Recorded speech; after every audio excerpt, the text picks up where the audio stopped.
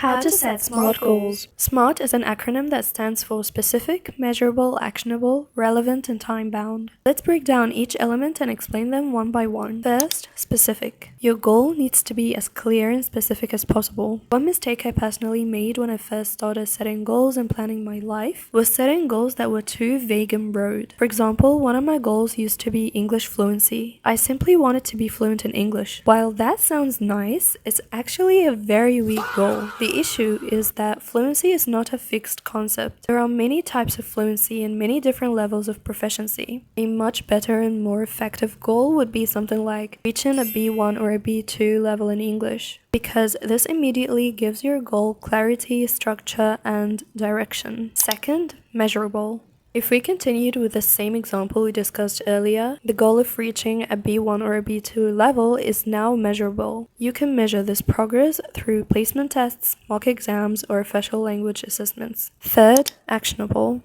At this stage, you need to turn your goal into actionable steps, small practical actions that you can actually apply in your daily life. In other words, you break the big goal down into daily habits. So, if your goal is to reach a B1 or a B2 level in English, your actionable steps could include something like listening to an English podcast every day, learning 5 new words daily, or attending an English club twice a week or something. Fourth, relevant. At this stage, you need to determine your why, your driving force.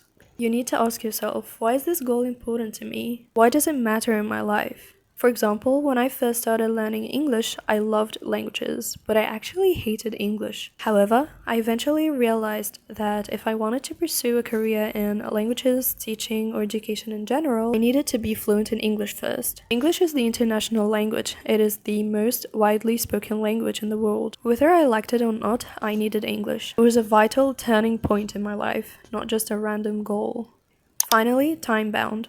At this stage, you've already set your goal, you've broken it down into small actionable habits, you've identified your why, which gives you the motivation to start, and you've decided how to measure and track your progress. Now, what remains is allocating time. You need to set a deadline for your goal. If your goal is to reach a certain level in Japanese, for instance, your deadline could be an official exam such as the JLPT. If your goal is to improve your academic performance, the deadline is naturally tied to school or university exams. Having a clear time frame creates a sense of urgency and structure.